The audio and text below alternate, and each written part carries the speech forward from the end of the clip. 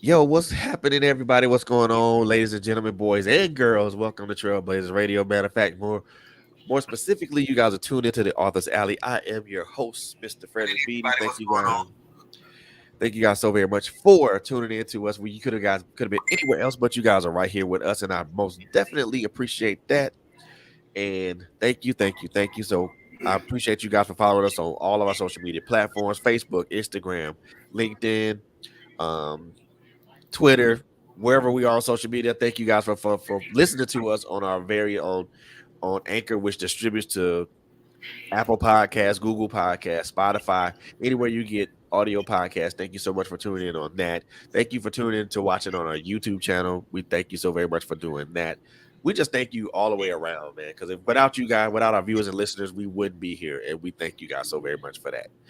But this one, so a couple things I want to say before we even go anywhere. So this particular episode is sponsored by a good friend of mine, Mr. Russell Tyson, and his life-changing stage play, A Changed Mind, which will be, and I'll give you guys a little bit more information about that as the podcast goes along. But for right now, man, the gentleman that I got in the room with me, man, look, this dude don't need an introduction. So, but I'm gonna do my very best to give him an introduction, man. So first and foremost, I met this gentleman a couple, I won't even say a couple years ago. I'll say a few years ago. We were both um, authors on the same publishing house. Um, me, him, and RJ. We developed a very strong bond and brotherhood, which is still the test of time to this day, man. This dude is a prolific writer, man, and he has written so many books, man. And I consider this guy a brother. I consider him a friend. I consider him a brother of the pen because not only does what he writes is prolific, but it also forces you to think. And I'm very proud and I'm very honored to have him as a brother, man. So without any further ado, man, I'm the author of so many books, man. Blue Lives Murder, his brand new debut, The Streets Need a Body, Bitch, I Own You. Gosh, so many books he's got out, man. But those are ones that came right off the top of my head. But yo, my brother, man, Mr. TV Scott is in the Hey, building. man. Oh, Back at it again. It's like, what, our third time doing this on the interviews? Like the back third at it one time? more again. Yeah, you know. But like for people that don't know, I used to write under the name Mr. Chronic 3000 when I came into business about 2012. And then Yeah, I switched over to Mr. Chronic Black. And then after a while, I was like, you know what? Why don't I just use my actual name? So I just took the first initial, my first name and middle name, and just figured that made me sound a little bit more professional. hey, I did the same thing, bro. So don't feel bad. Don't feel bad. I don't feel bad, man. Don't feel bad. So, man, we back at this. We back at this again, man. I mean, it seems like every time me and you come on here, it's always. First of all, it's a great conversation, but then on top Yeah. of that, it's always we always kind of throw a monkey wrench into the plan, and I know we talked about it just before we got on the air, Oh, and hold up, real quick. You might hear some water in the background. That's somebody doing the dishes we just got finished eating. So if you hear that in the background, there's somebody doing the dishes. So don't pay it no mind.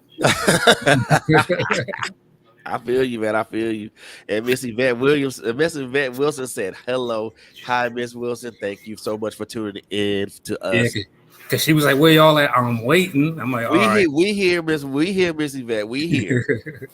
My sister, Miss Colleen Williams is in the building. Hey, Colleen, thank you Hey, for tuning in. Most definitely appreciate you for doing that. So, before we even jump into this little interview, I know we chatted about this a little bit, and I know we not gonna really jump on it like that, but I do want to talk about it in a later episode, and we'll talk about that sometime soon. But I mean, Roe versus Wade, man, craziness, old white man fucking up again. yep, craziness. It's, I mean, like it's like what 50 years. 50 years has been that way. I mean, if it's not broke, don't fix it. I mean, you're really taking away somebody's right of choice. Like I Yep. was saying earlier, I don't really want to get too heavy into it. I don't know how in this day and age, in this era where everyone's easily offended and stuff. I just think, for the most part, like I said, what if it's in a sexual assault, baby? You know what I mean? And Yeah. she does it. It was one thing before when she had a choice if she wanted to keep it, then that was her choice. But now you're like basically saying if she doesn't want to keep it, then she ain't got no choice. She still got to do it anyway. Yep. And the one thing that I think that is going to be very pervasive for is rape victims, Yeah, because now it's like you don't got a choice but to keep it, and it's like, and I know me and you think along the same lines when it comes to this. Most women would not want to keep a rapist child. yeah. I mean, there are some that will, but Yeah. but for some they might not. But Right. that should be their choice. Yeah. And you just took away something that was the most important thing to a woman as far as childbearing or reproductive rights. Do I want to keep a baby? Do I want to keep a child? Hmm. Like I said, and we're not gonna get into the nuts and bolts of that because we could probably be here for the majority of the evening talking about that, Yeah, amongst other things. But the main focus of why we here right now to talk about these books you got out, man. First of all, congratulations on um your book debuting. First of all, in the top 50 to yeah. initially, and now slowly but surely climbing up that ladder. So first of all, congratulations on that, man. I That's appreciate that. that is no mean feat. That is no mean feat at all.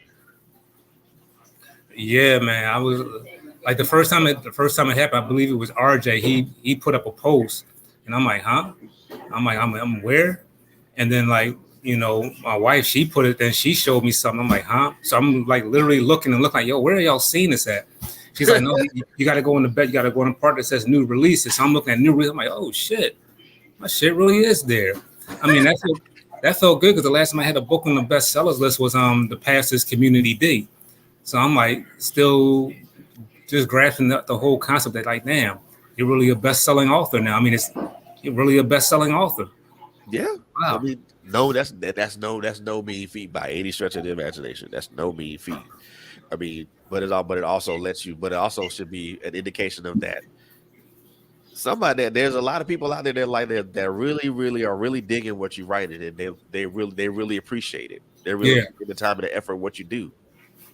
It's crazy. 'Cause I've always said like for the past 10 years, I mean, you've been in this business a while, Yeah. and it's not easy getting an audience. And I always felt like I'm known, but I think I'm more known for my Facebook post than my actual book. So to start having people actually know me for what I'm supposed to be known for, the books, is a lot. It's a great accomplishment. It's humbling. It's real humbling. Most definitely. I mean, and when I saw the post with RJ, like, wait a minute, he cracked the top 50 on a debut. Okay, what's up? That is what's up. And we both know that the urban lit field, the genre is so saturated with all kind of things, and I'm like, jeez. Yeah, But just to come in that top 50, bro, that's a feat. And again, congratulations on that, man. And then, like I said, you're slowly but surely climbing up that ladder. Soon real soon you'll break into that top 20, and then we're gonna be talking about top 10, and then maybe top 5, then probably and then top dog. yeah. I'm coming for top dog status. I want that title. Yeah, man. Yeah. And I'm the coming for one the thing I title. oh yeah, I gotta have that heavyweight strap, brother. Yeah, man. Man, the one thing that I asked RJ when I talked to him, and I'll ask you the same question, man. Um, his answer was surprising, but not necessarily so. Yeah. When you look at urban lit, especially now, more specifically, what you write with your street lit, how do you what do you think how do you feel on the state of that right now? Do you think it's improving, or do you think it's or is there any regression with that? I'm sitting here debating: do I give the executive answer or do I give my real answer? I think I'll go with my real answer. Um, I, I don't think I really. Well, what the streets need to buy that was you could say that is street lit. I just try to put more of a realistic spin on the street lit part of it. Because Right. don't get me wrong, there are some street lit books out there that are great. They're realistically great and they draw you in. And then some shit I was like, all right, y'all are really just copying what the last person did. Y'all are just doing what's popular. None of this shit makes sense. It's like, okay, y'all just doing whatever just to get a cheap sale. You know, No.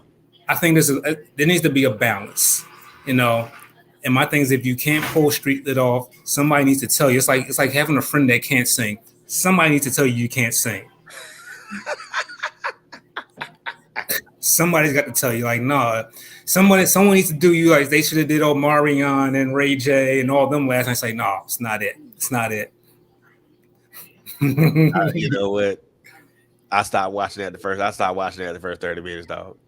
I No. couldn't watch. I couldn't get away. It was like watching a car wreck. You just couldn't stop.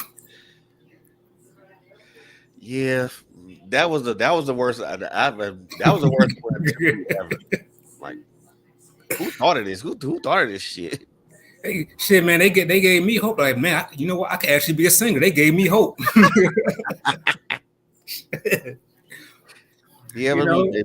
your answer is and RJ's are pretty much they're different, but to me they're the same. He said he thought in his eyes he thought it was improving, but I mean it is, but it's not. But again, remember, we both all three of us know that this is Yeah, extremely saturated. And heavily. You know, I think the problem why it's so oversaturated because I don't think a lot of people take the industry serious. I think a lot of people come in, they see that it's a good hookup. Well, I yeah, can make some money off of doing books. I can write this street shit. I can do this shit and make some money. But people understand when you come in this game, like that money, if you're lucky enough, it may take off right away for you. But for most people, it's not going to take off right away. It's going to be some years. It's going to take some time before it hits off. I think I've quit like 8 million times within 10 years. I yeah. think I've literally said, man, I don't know. Can we cuss on? Can we cuss on here or? Yeah, come on, man. You know, Okay. we done started. I feel like I'd be like, man, fuck this shit. You see all the posts I put up, man. Fuck this shit. I don't want to do this shit Yeah, no more. You're gonna go through them days, yeah. I you mean, know.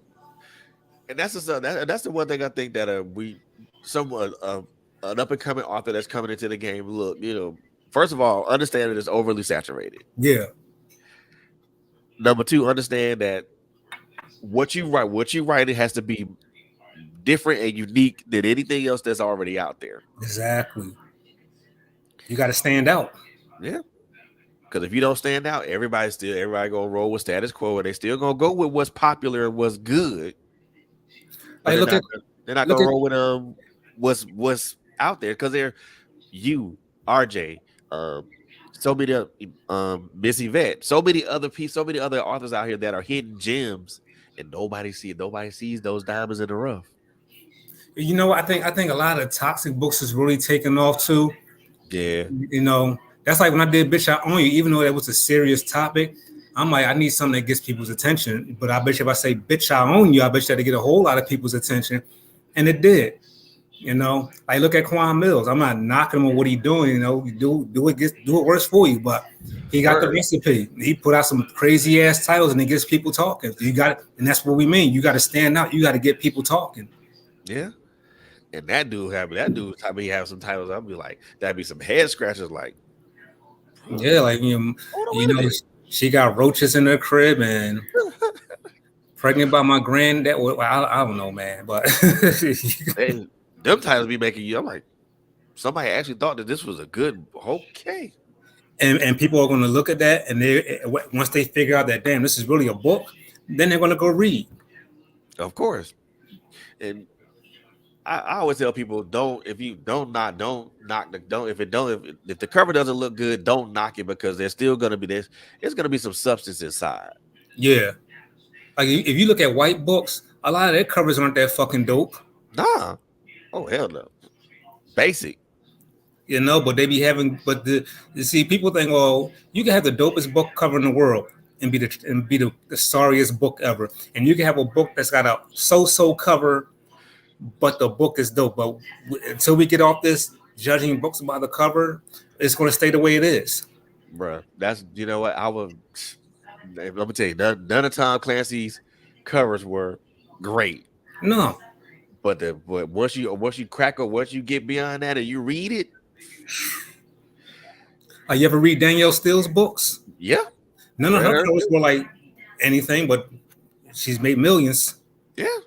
I mean, And I tell folks, okay, you can have the dope. I mean, you can have the dopest cover ever, but if you got shit content inside of it, then Yeah, yeah, not gonna work, dog. Not gonna work. But not at all.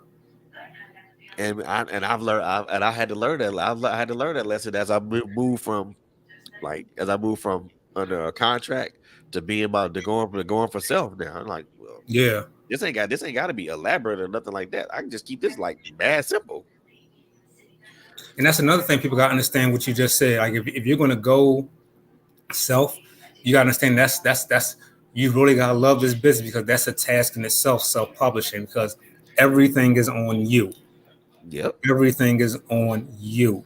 Yeah, you could get with a label, but like we're probably jumping ahead real quick. It's like with Seven Crowns, like uh, being CEO of Seven Crowns, it's still stuff as a CEO, and I'm still learning as a first time CEO. Yeah. And I won't take anybody on right now because it's like, why would you sign to a publishing company and the CEO is still trying to get their name discovered? You know what I mean? If they can't get their audience, not saying me, but I'm just saying this is what new authors should look for when they're coming into business. If the publishing company you're getting to cannot even get an audience for themselves, what the fuck they gonna do for you? They're gonna put your book out there for 99 cents when Amazon's gonna eat it up like 65% of it, and then they're gonna take another half and you stuck with peanuts. I ain't doing that because, and like you said, it's as a self-published author, everything is now is strictly on you. You're absorbing all that cost. Mm-hmm. Publishing, um, if you got to pay for you, most definitely got to pay for an editor if you're not good at it yourself. Yeah, and even if you are good, you still need another pair of eyes. Yep, A you know, formatter. cover design. Exactly. You know, if you probably gonna have to have some form of marketing in place. Most definitely. And that's not going to be cheap. Nope. Then you got to have a plan, have a strategy and a plan for once this book releases, all the way up to the book's entire life cycle. Mm-hmm. You And know. then you got to figure out how long after the book comes out, how long am I going to continue to promote it? You know, what I mean, I say promote it all the way till you get ready to do the next book. Yep. But for some people that I know, their cycle of from one book to the next is like mad short. Oh my Like god. like wait a minute, you a 6 month cycle from one book to the next? You ain't even got a proper buzz for the first book you threw out yet. You know what it is? It's like I know it's a lot of things with music, movies, and books. It's that whole opening weekend thing. Everyone's concerned with opening numbers. Don't worry about opening numbers because at the end of the day, that slow burn is going to be even greater in the end. Like people may not know about you at first, but they're going to catch on to you because your success is not determined by opening week or the first couple week or the first 30-day numbers. Okay. Okay. It'll catch on. There's always someone out there who's not familiar with you. Yeah, and they'll take a chance on you. Yeah. But I think the simple fact of that is like kind of far in between though, because again, people roll with who they're comfortable with. Exactly. And I personally don't mind, reading a new person's stuff because I mean, different perspective, different outlook, a different way of how they present their material. It's a lot of great amazing talent out there that doesn't get the proper respect they deserve. You have people like not I know I'm seeming a little biased, but you have people like Vet Wilson. You have Yep, people like Arthur T. and Jones, yep, who she is also on the show as well. Colleen, who is here on the show, got a yep. lot of talented authors. Even hell, I even say it, even Willie LeBlanc. You know what I mean? Man, They don't get the credit they deserve because all this other oversaturated shit is just like it's taking over. you know what that's another brother. That's another brother. I try to get behind as much as I can. When he said he was taking off, I'm like, please don't, just don't. But I understand because people have to move away from what they're doing Mm-hmm. because life just happens. Yeah. And I get it. I do get it.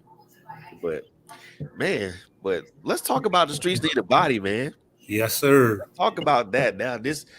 Another debut book that debut. So for those who don't know, this book debuted at number 42. when it initially released. Currently, and I'm saying currently because may have changed. Yeah. Currently, it sits at 32 to the top 50 to the top, well, whatever they top, whatever it is. Um, I don't I don't do numbers like that, and I really don't watch things like that. But when when you see when you have a brother like this, and you support this person, and you follow them, you want to make sure that they what they're doing, you follow them and you see what they're doing, and it makes me want to go a little bit harder in the paint. But let's talk about this, man. The streets need a body. First of all, it debuted at 42. Now it's currently at 32. You know what pulled this all together, man? You mean as far as like how the story came together? Yeah. Um, you know what? I think this was the first actual street fiction book I ever wrote in my entire 10-year career. The book was the book was originally called Street Love Blood Money, but Ah, it wasn't really picking up steam like that. Nobody was checking for it, and the publishers I was signed to, they really weren't pushing it. So I decided I was going to, redo it and rebrand it, and that's where, Vet Wilson, that's where the wife came in at, and because she has a rebrand, that's one of her many companies that helps people rebrand. She said, "I'm gonna help you rebrand everything." But I was just sitting here one day, I'm like, you know what? And this was another one of those weed things. You're just sitting there thinking, like, you know what? I'm gonna change the title of that shit. I saw somebody comment on something on a post about 50 Cent, and somebody had yelled out, "The streets need a body," and I said, "Yeah, I'm gonna change the name of the book to The Streets Need a Body," because people are familiar with that. Now all I need is a dope cover, and all I need is somebody dope that can bring that cover to life. And I need, like, if they haven't seen the covers, basically a body in the middle of a street and a hand reaching out, coming to get the body. I yep. said, ain't nobody gonna have no shit like that. Nope. And I think you know where that came from. I think that came from which That was a power raising Cain. yeah, Canaan, raising Canaan, and where I think old girl and Jew was talking. He said that the streets need a body. Yeah, he did. Yeah, Sean, he was doing a song. The streets need a boss. So since they all familiar with that term, I'm gonna call the book that. Yep, that's what's up, man. So that just is brought together, man. And this is put together. I mean, you know, and I know you. I've read your books personally. I know that when if I read the TB Sky book, I know it's gonna be a real world situation or something that's real life, but it's gonna be fictitious. But it's gonna also make you do. But it's also gonna make you use your doodle. But with that book, is I wanted to do a street fiction book, but I didn't want to be like all the other ones. I still wanted it to be a message because Right, I'm like fans of movies like Boys in the Hood and Menace to Society, and even though right. it had the street element, there was always a message in it somewhere. So that's one thing I wanted to do with this book. I wanted to make sure that through all the fuckery that goes on in this book, all the nonsense that goes on, I still want there to be a message, but not too preachy, but enough. The old saying is you got to mix the medicine with the food. Oh yeah, most definitely, most definitely. Now, dude, because that's kind of been like, at least from me reading a lot of things that you've written, that's been your MO for quite some time. And for me, I know for me for reading certain things, but Blue Lives Murder was something that was quite cathartic for me. And I ain't Yeah. gonna and I ain't gonna even lie. It was like, oh, I got a release off reading that right there. I'm like, okay, I feel better about this, about certain Oh, situations. them white people still trying to get it taken off of Amazon. It ain't going nowhere. The funny part about it is if it there's a and for those I'm gonna say this again for and I'm this is a shameless plug for me about for you to you. For those who haven't read Blue Lives Murder, and I'm not saying and for those who have not read that, please go check it out. It is a great book. First of all, talks about a subject that we as human beings, and I'm not saying black, I'm saying human beings, not just black and white folk, that we don't talk about very often, that we don't put on a table and address. And it really speaks to a lot of things that a lot of us on both sides of the fence are feeling. Whether Exactly. and it's and it's very powerful. So I ain't gonna so that's my shameless plug from me to you, dog. So I mean, especially when it was, and for me, it was I could it's cause a cover to cover read. I literally read it in one sitting.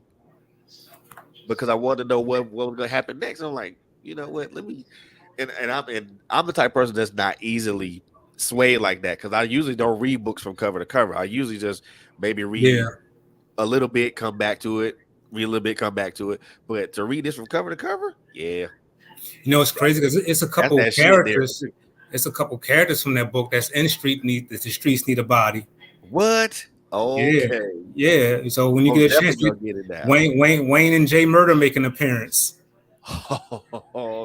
Them two crazy, them two crazy fuckers. Oh boy. Yeah, they make an appearance in this book, and Ooh. they play a big part in this story. Oh boy. This is gonna be hot. This gonna be hot off the press. Now I see why I debut so hot like that, man. You know, but again, knowing that that's your M, that's been your MO for a while, you know, do you feel confident in going that still continuing in that path? You The know way what? your writing style. Most definitely. The one thing I would just tell, especially new authors, find your lane. You know, everybody has their lane. You know what I mean? You know, you might have someone like we talked about earlier with Quan Mills. He does his thing, the ratchet titles, and that's his lane. He gets you sucked in. Then you have the other Quan. You know, he does his street. And you ask about street fiction. That's the first thing everybody's going to come up with. Quan.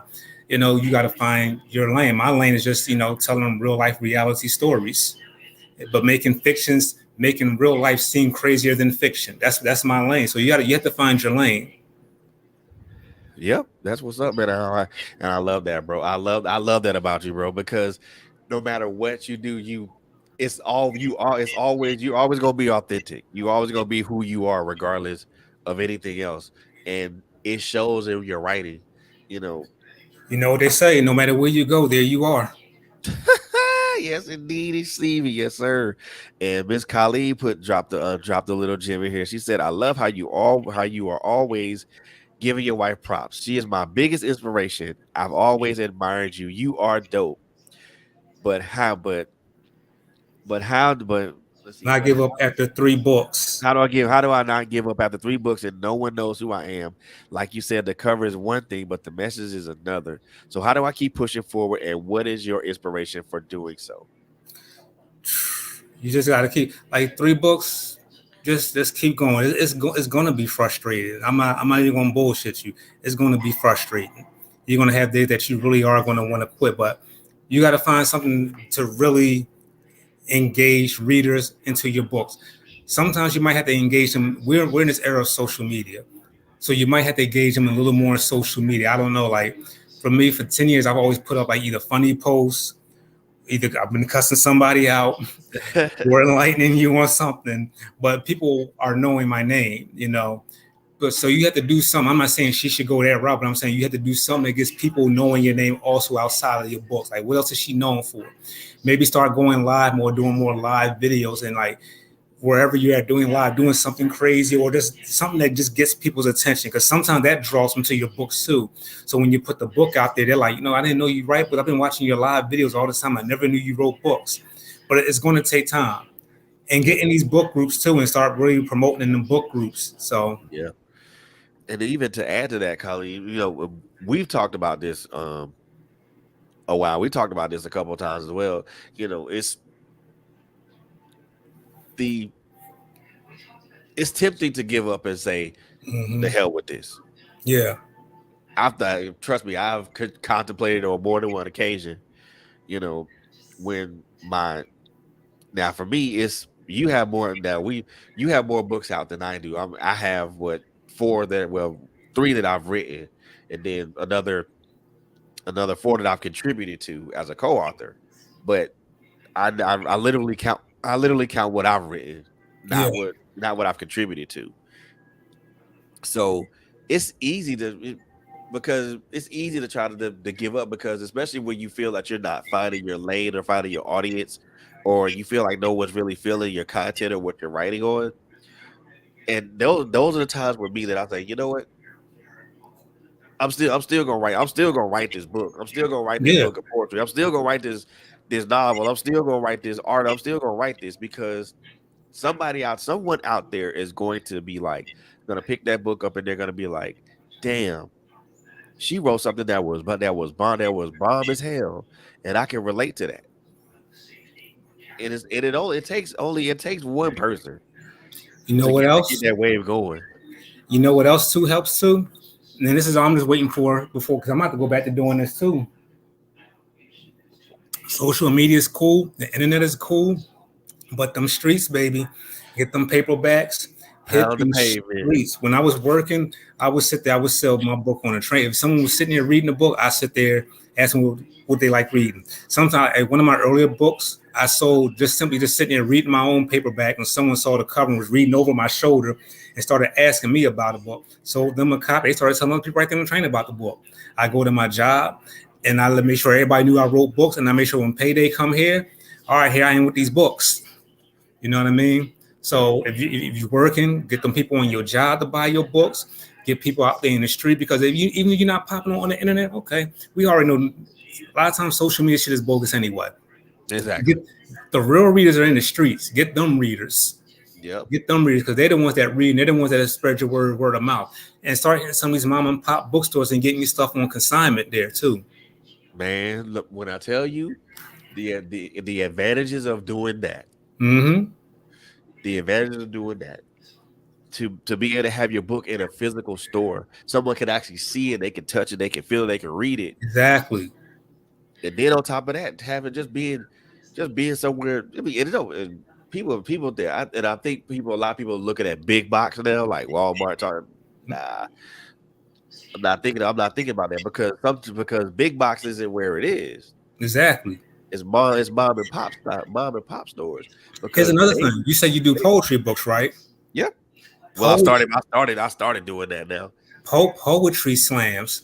You know, you doing poetry slams, have a little table or something, or have copies of your books where people Yep, can buy your work there. Like anywhere you can get people that read or you know will like your stuff, go there. If there's festivals coming up in your city, try to get a table. Because don't yep, let social media be the end all be all. Because the real money's not on social media. The real money's out there no, in the streets. yep. So, Colleen, I hope that what me and Troy said was something that can help you. I mean, internet, Instagram, and all those are cool things, but your real readers are out there. Your real readers are out there Yeah, in the streets of where you live. You know, hit up a library, hit up a mom and pop exactly. bookstore. You know, Do a book reading at a library. yep. If You know, there's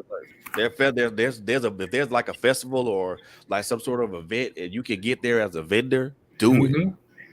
I always look at it like this. I don't know if you know. You probably know the story of Lauren Hill. I remember one Yep. time I was doing a show in Job Corps, and we were performing on stage.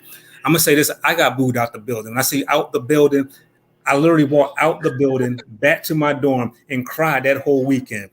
My homie who was up on stage, he shared this story, and I never knew this about Lauren Hill. He said, you know, the first time she did Apollo, she was a little girl. They booed the shit out of her. I'm Yep. thinking, all right, what's this got to do with me? But she like, well, look where she at now. So it's not where you start; it's where How you you finish. Yep, because the beginning is just you just coming out the gate. Yeah, It's the rest of the race you where's the rest of the race you should be concerned about. exactly. Because I mean, so what you get off to a slow start. Yeah, It ain't about it's not how about you start, it's always about how you finish. exactly. Because you can stall out running a sprint during a marathon.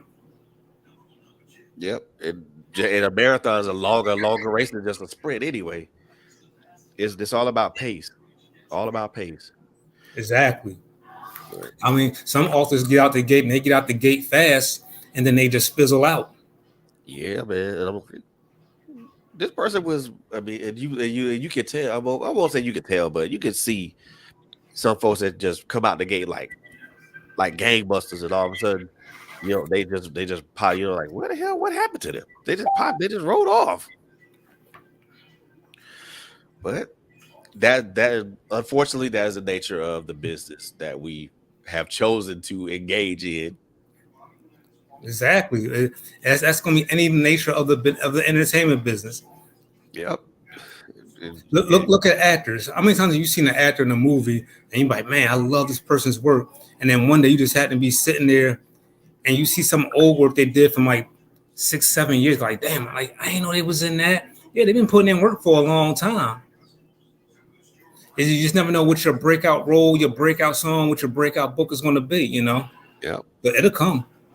yeah. So, Colleen, don't give up, don't give up on that pen because I mean, if you're writing, if you're putting out stuff that you know can help somebody, or you know someone can read and they can relate to, Mm-hmm. do it. You know, hell, that's the simple fact that with me is, it don't you got to be an audience. Most of the time I just write for me anyway. Yeah, So I mean, if I'm writing for me and somebody reads it, someone can relate to it.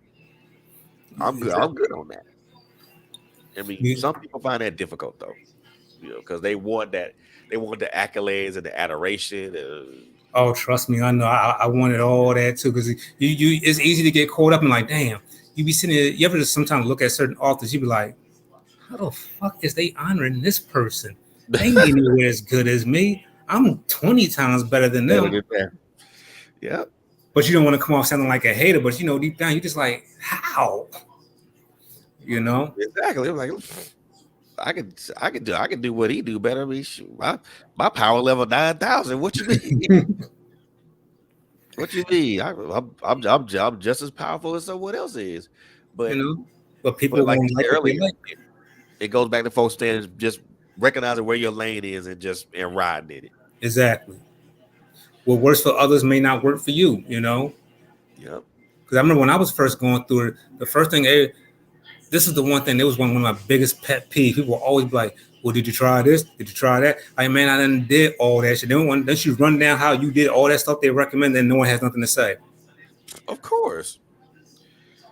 So that's when you got to Because find out, all right, what do I got to do? Like the first book that really got me noticed was when I was writing under the name Mr. Chronic Black, Seeds of the Devil. And I was in this book group called Real Nigga Radio back then. That's how I yeah, knew our publisher at Diamond Cut. But I yeah, digress. So and the whole purpose of that group was to support each other. And yep. so when the Season of the Devil came out, I'm like, damn, where's all the support? Ain't nobody supporting. I literally cussed everybody out in the group. I made a post cussing everybody out, and the next thing you know, them sales started going up. I'm like, that's all I had to do was just cuss people out. Sometimes the weirdest thing gets people. Because they won't be interested until you got something to say, or until you Yeah, just say something weird. Like, where the hell where this shit come from? He over here mild man like Clark Kent. All of a sudden, this dude done turned to Wolverine all of a sudden. but yeah, I don't recommend anybody go out and cuss everybody out. But my point was like, you never know what's going to get people. Yeah. And it's like, so the one thing I want to ask, so because I know you I won't say you bounced around, because to say you bounced around kind of doesn't sound correct or proper. No, go ahead. Let's keep it real. I did. So you bounced around from one publisher to the next. Mm-hmm. So we were both were publishing brothers under DKP, and then you was up on another publishing company, and so I won't say you bounced around. It was kind of like we went from one thing to the next. But what was it? What was the straw that made you decide to say, "Hey, look, I'm just gonna do this on my own"? Like when I first came in this business in 2012, I came in with a collection of friends. You know what I mean? Right, We were our own little writing group. You know right. what I mean? And we were all just self-publishing ourselves. I didn't know nothing about uploading books, so we had someone in the group that knew how to do all that. So I was self-publishing. And I think the first person I signed to, he was a company called Bad Apple. But the thing they all had in common was I just really didn't like how they was promoting me as an author. Right. And when you look at how other people are not promoting the way you feel like you should be treated, you're like, you know what? I'm just better off doing this shit by myself, man. It'll take longer, but you know what? It's better than sitting here wasting my time here on these labels that ain't going to do me no justice. I can just do this myself. Yep. So, I mean, and I think so. A lot of us get to that point where, geez, I could incur all the headaches that I didn't want by myself. But I mean, it'll be worth all the headaches in the end. Yeah, but this business is going to be a hate the minute you get in it. Oh, for sure, for sure. Gosh. So now you're out on your own. Mm-hmm. Now we progress. We progress to you put a couple books out on your own. You know And I know just from personally talking to you with bitch I own you, there were challenges, Yeah. and you overcame those challenges. Then so now bitch I own you was out, and to me I think that should have been to some critical acclaim as well, because again, a subject that we don't talk about as black folks, but we tend to tap dance around it, but don't necessarily address it. Hold up, real quick, cause someone just set me up. Okay, make a. All right, for Colleen, I'm gonna say this one last thing. I just got a request to tell you this. Make them see her through her work. Make them see you through your work. Yep. And I'm gonna throw that in here. Make if folks won't see you like that, make them see you through the words that you write and through your work, because Hmm. your work will stand out and speak for you well before any words you say. Exactly. Well, yeah, So back to bitch. I own you. we know. So like I said, we spoke personally, we spoke privately, and there were challenges, Yeah. some obstacles that had to be overcome. You know, with a little help, help and some investigation and then some experimentation. Those obstacles were overcome. Bitch, I own you is out. Came to critical acclaim. I think should have been to critical acclaim. I mean, I don't know about anybody else, but hey, when you write about subjects that nobody wants to, some folks tap dancing around and don't want to talk about, Hmm. usually that should tell some folks something. I mean, I personally like the book because Yeah. I personally liked it. I don't know about anybody else, but hey, another shameless plug. Please go get Bitch I Own You. The reason I'm saying that is because it's a subject number one, it's a subject that nobody talks about. Well, we talk about it, but we tap dance around it, especially black Exactly. folks. So if you really get a real gritty understanding of what DV is and what it's about, and how it affects both ends of the spectrum, for both people, both man and woman, from both ends of the spectrum, get Bitch I Own You. So that's out. That's out now. You're on a roll, and now you were trying to put some other things out. What some I guess I don't know whether you came across some technical issues or just maybe just waiting on the perfect timing Hmm. and things of that. But now I see that you're on a roll. You got The Streets Need a Body. Um, you also what was it? You had another book that you put out, Yeah. chronicling your marriage. Dirty, the true story of a lion bitch. Yeah. Yeah, that lion motherfucker. So I gotta ask you this, man. What prompted you to kind of put that out? Was it just because it was just something you had to get off your chest, or was it just something that you really just wanted to write about to kind of just you give yourself that know, one last bit of release? it was a little bit of everything. I really wasn't going to do. I was just going to just leave it alone.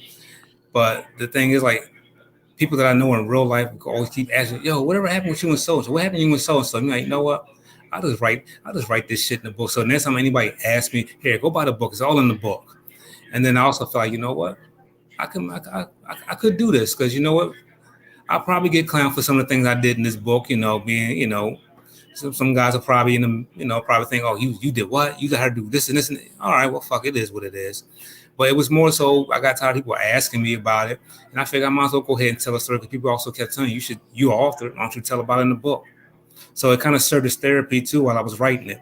But it had nothing to do with like some people thought I wrote the book I was broken or I was miserable. No, I sat on that story for like 8 years. We never really had plans to write it until I got tired of people asking me about it in real life. So Yep. that's where it really came about. And I knew I needed a good title. So I felt like she did me dirty. She was a lying bitch. So I knew that would catch people's attention. There you go. And the funny part about it is when people ask that, well, you were just doing that to be vindictive. No, no, ma'am, no, sir. I had already went through my healing process. Yeah. But it's crazy. It's like, would people say that? And I mentioned this at the end of that book, Dirty too. Would people? It's different because if a woman was to write about a man and say dirty, the true story of a trifling ass nigga, nobody would say she was being trifling. But the minute us as men start speaking our truth, we're bitter, we're hurt. Damn, boo, who hurt you? And all that. What's some of the other classes we get hit with? Who hurt you, or why you just being extra sensitive? I mean, probably the way you is, probably she didn't want to be, the classics we always get hit with as men. Because somewhere out there, there's I this didn't want to be with you no narrative. way. Yeah, because somewhere there's this narrative out there that we don't feel and we don't hurt either. They would be wrong. They would be wrong about that narrative. Yeah. Very wrong. But we both know where that comes from, Mm-hmm. and we both know the dysfunction that operates in. Because I'll be like, you know what, you can call me what you want, but I know what I am, so you can kill Exactly. that noise. But then so now that came out, and now now you rolling along, and now the streets need a body comes out. What what made you decide to run to jump off into entrepreneurship and then really jump off the deep end, jump off into the deep end in publishing? Once again, that goes back to the Mrs. Vet Wilson. Because one day, because my nickname for her is actually Seven Crown. You know what I mean? So one day we're just talking, and she's like, "What do you think of the name Seven Crown for a business?" I'm like, "Yeah, I think it sounds like a dope name for a business." Okay, boom, it's yours. I'm like, "What do you mean it's yours?" And like, boom, like she really, literally, you talk about a just because gift, fellas. When your woman gives you a just because gift in the form of a LLC business, she's a keeper. Damn. Yeah, she's a keeper. Yeah. Now I did not know that. So man, look here. Kudos. So Yvette, kudos to you, first of Yeah. all. I mean, and it really goes to just her really recognizing the potential and what it can end up being. Mm-hmm.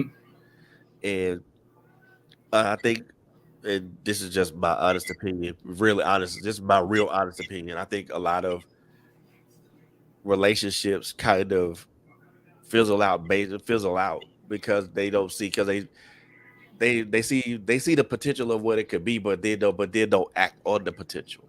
You Yeah. know, they see okay, this guy has a potential to be great and do great things, but they don't act. They don't. What I mean by act on the potential, I mean they don't help Yeah. realize the potential. They don't push. They don't prod. They don't poke.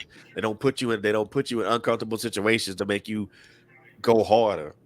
Yeah, and you got to be put in those uncomfortable situations. I'm not gonna lie, it's been days. I'm pretty sure she want to stand in the mirror and practice her alibi. Well, officer, see what had happened was, I'm sure I done had her. I'm sure she done had them days where she thought about it.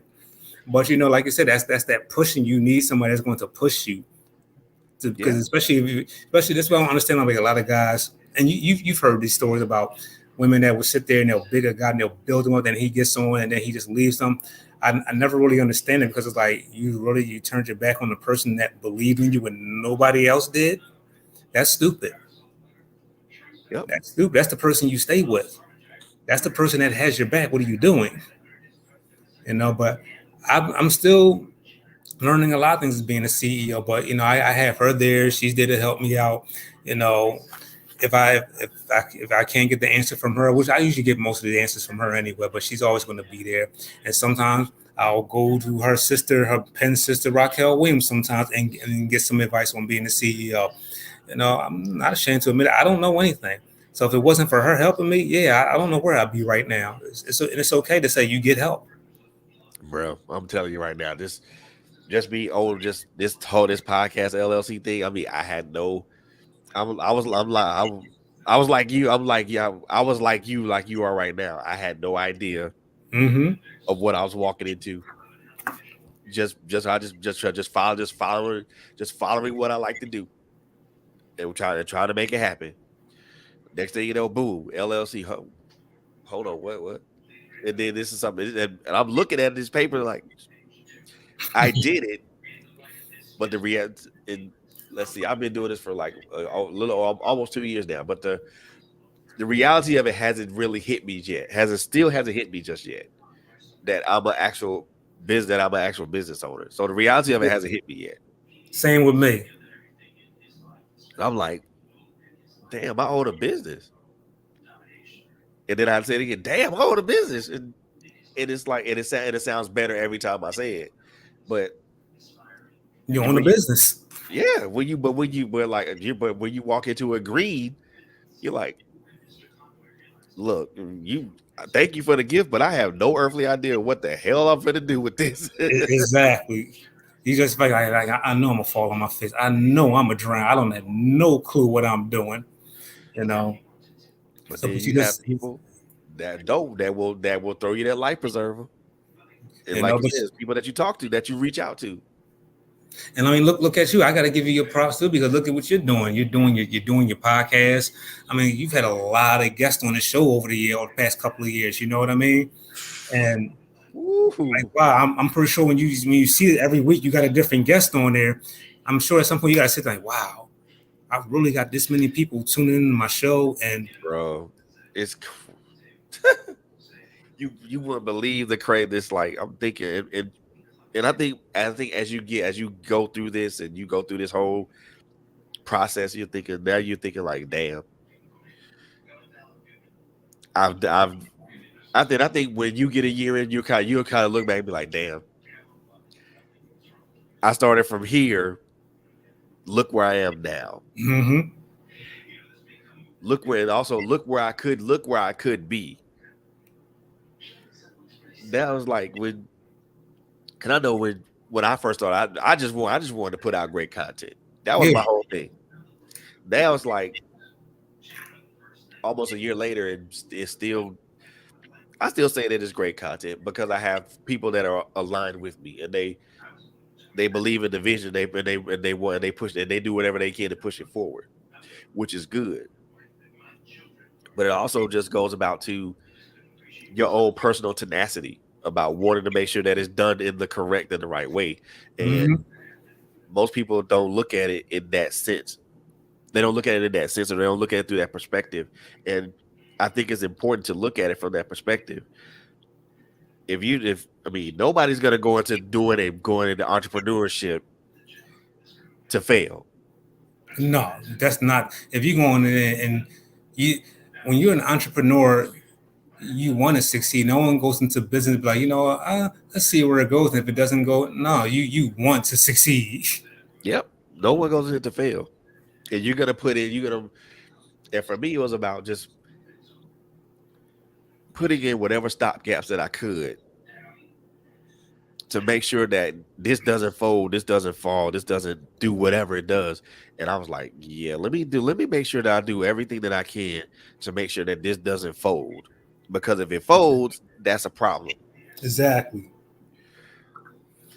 But Because you know when what's it folds, crazy? there's no backup. We're both a Bob. Yep. We're both a Bob, black owned business. Yep. And I take pride in that, you know. And I also take pride into knowing that the people that are aligned with me share this. They share. They. I mean, they. The funny thing about it is they don't. The people when people are aligned with you, they don't necessarily have to share the same vision. Yeah, But if they can do what they can to make sure that your vision is realized, it doesn't. For me, it doesn't matter the methodology. Well, as long as it's through legal means.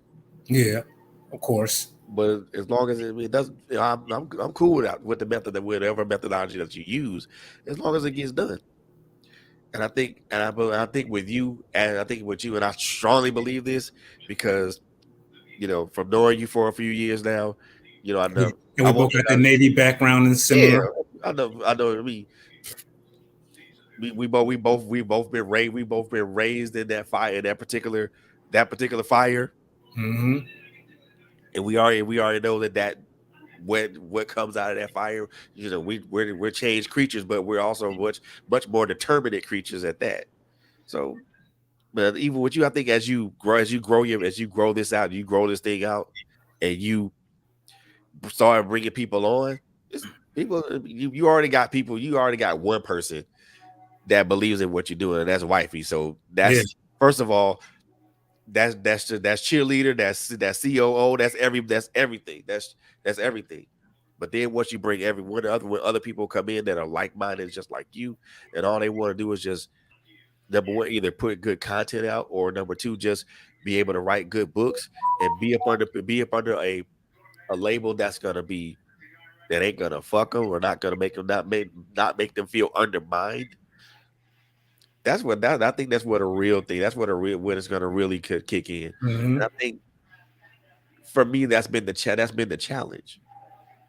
Here's the other challenge because like I've had like a few people that I know that like they see that I got the label now, so they want to get on with it. I don't mind, but keep in mind I also know them too, so I already know who's yeah you want to get on here. I already know they're not going to put in the work, and that's the thing. Just because I'm doing my thing now as a publisher and I know you, don't mean I'm going to automatically put you on. Yeah.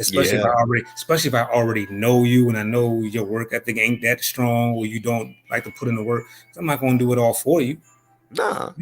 And people think that this is first of all, take it from two people that's been doing this for a while. Mm-hmm. My brother Troy been doing it longer, been in the book game a little longer than I have, but I learned just from listening to him and RJ. This is not a ready-made process. This is not an easy bake oven type thing. You just can't put some stuff and just throw it in the easy bake oven and think it's gonna work. Nah. Exactly. It's more things, it's more ingredients you gotta put into that. You can't I mean quick and easy is something if like, you put the cake in the easy bake oven. Quick and easy is like maybe, if you go clean a toilet bowl or, do some other stuff. Some Publishing, writing, that's not quick and easy. hell no. A whole damn process with that. It's the same thing with the podcast game. I remember someone was talking about how the podcast game is, even with that, because that's a little oversaturated too. But you got to find ways to consistently stand out. You know what I mean? Bro, when I tell you that's why I'm glad I have the people that are aligned with me because they can in this and I think you'll start finding this out as your business grows that you have people that are going to be aligned with you that can scale Mm-hmm. to an ever changing environment, to an ever changing social and social and political outlook or you know landscape. I'm so had that, and I'm happy to have those type of people aligned with me because those people can scale to that. And when you have people that can scale up or down, left or right, and in all the other directions that's in between those, it makes for a much better and much cohesive and much more fluid operation. Exactly. I mean, for me, as far as like dude, like because I do an audio thing and I literally write a script for that. Wow. See, Yeah, I didn't know that part about that. yeah. I mean, because if it's like a subject that I want to talk about, I literally because if it's mostly because audio is some people will just come off the cuff Yeah. with audio and video with like me and you right now. I prefer to be off the cuff like this because the conversation is much more fluid. But Yeah. if it's just straight audio, it is just me with a monologue. I write a script. I have to because I want to make sure I stay on point. And see, that's the thing people don't know about, like, certainly with the podcast, like, you just can't go out there. I say the thing we were talking about earlier with the Roe versus Wade. You're going to go out there and do some research on it. Do your homework on so you can. So, because the one thing you don't want to do is come out here with a podcast or a book or anything where you're putting information on people like, really, did you even research that? Because if you don't research it and you give the wrong thing, people are going to drag you. Oh yeah, they gonna pull you to the rug with that one. They will call you flat out. Mm-hmm. But see, the problem is people they see like what you're doing. I don't know what your numbers are, but people see what you're doing. They might look at what you're doing. Oh, y'all doing this and this good, good, good, good. They see the successful part, but you don't see the blisters and the bruises on the feet and the days of worrying and the paying dues are like, man, I don't know if this is ever going to work. They don't see those days. They just see the popping bottles and they see the successful part, but they don't see what it took all to get there. Yeah, and the same thing with like with you, because you came from. And I had to give you your props where they where credit's due and your kudos because you came from one end of the spectrum to the other end of the spectrum to now to the other end of the spectrum. It's a full circle thing because you came from here, got to the middle, had some technical difficulties, got Mm-hmm. it handled, but then you came around to the other end of the spectrum, and now it's like now you're like on the other side of the fence, and it's like damn, I could have been. I'm pretty sure you're thinking like, damn, I could have been here this whole time. Yeah, but you know what? When it's your turn, like they say, when it's your turn, man. You can't determine that. Just be ready for when it's your turn. Exactly. It makes sure you stay ready because that way you don't have to get Yeah, ready. right. Exactly. I mean, I'm the one thing that again, and I don't know if I said this to you the last time we talked, but the one thing that I admire about you is that the simple fact that you stay who you are, re- irre- regardless of anything. You stay Exactly. true to you, regardless of anything, and that's the one thing that I admire about you as a writer, but I also as a appreciate person. that. And in this overly saturated thing, that is a difficult thing to pull off. That's like having like 10 million authors, and you gotta somehow find a way to stand out amongst 10 million of them. It's Yeah, not easy. nope, not at all. But regardless of me, regardless of what it looks like, you say, well, fuck it. I'm gonna stay. I'm gonna be me, who regardless of anything. And I love that. I love that about you because you don't change. You pretty much stay who you are. Like, look, and you tell people this is what it is. Like it, leave it, or fuck it. Exactly. A lot of people don't. A lot of people don't. A lot of people respect that. A lot of people respect that. But to the opposite end of the spectrum, a lot of people don't respect that. They look at it as like, well, you just being angry. Nah. And Mm-mm. I tell folks, nah, you don't know this brother like I know him. You don't know this dude like I know him. You don't you ain't been in the fire with him like I have. So you don't know him like I know him. If he's saying that, there's a reason behind him saying that. No, people don't understand. Like when you this is anything. Like you ask someone that may be doing comedy for you before they finally got their big brace or doing whatever it is they're doing. A lot of sacrificing. Yeah, it's been a lot of times I get mad because it's been days. I'll just keep it real. There's been days that I sat there stomach on A, like with no money coming in, no nothing, stomach growling. You're trying to find a way to make something pop off. So when people think you just spazzing out, no, I'm spazzing out for a reason because when Yeah. I know the talent's there. I know y'all see me, but can y'all know me for something other than these Facebook posts? If Facebook posts is Yeah. paying money, then I wouldn't care. But it Yep. ain't. But I'm doing these books, and y'all on my paper. Can y'all support these books? You know, and it gets frustrating. One time I said to myself, I said, you know what?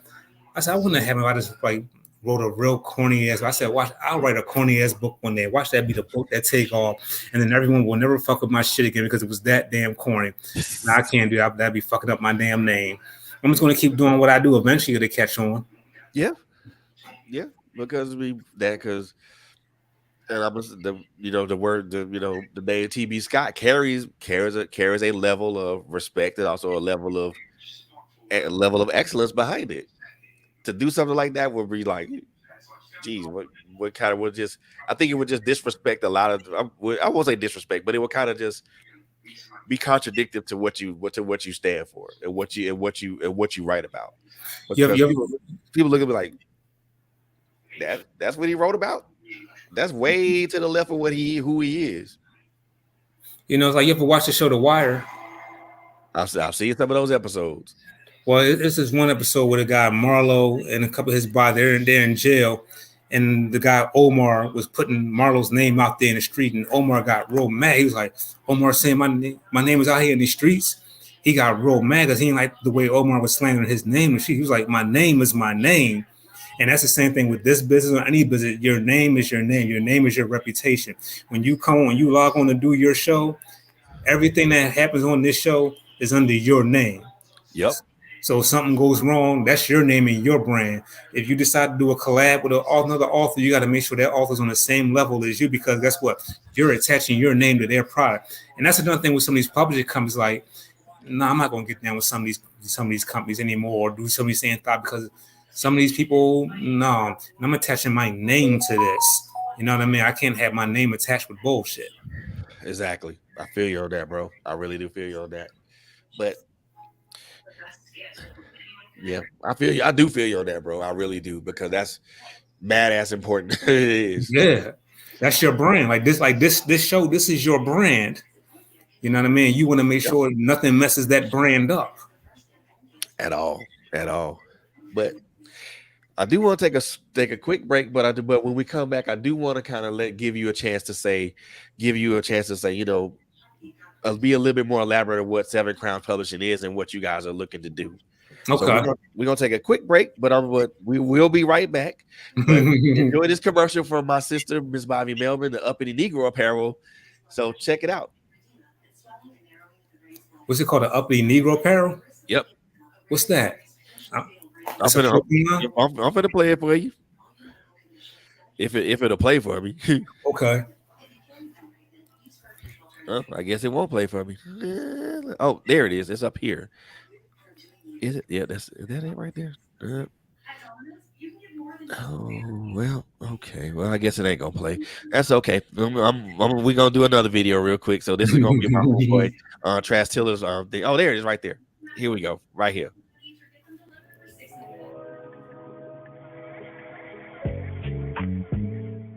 We're living in a different time. Isn't that what the old folks say? Well, I beg to differ. Because there really is nothing new under the sun. We used to think that this generation was stronger than that of my parents. But after learning where and whom we come from, I realized that this was a false narrative. They fought, bled, and died for the liberties that we take advantage of today. So I changed my mind. We are our grandparents. We are our parents. This is where the idea for uppity Negro apparel and accessories comes from.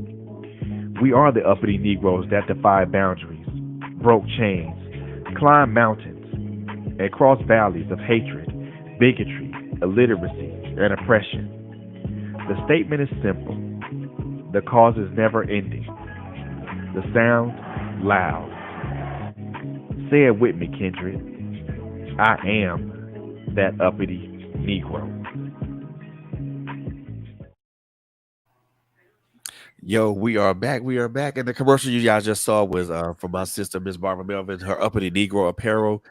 It is available on her website. So please go check that out, man.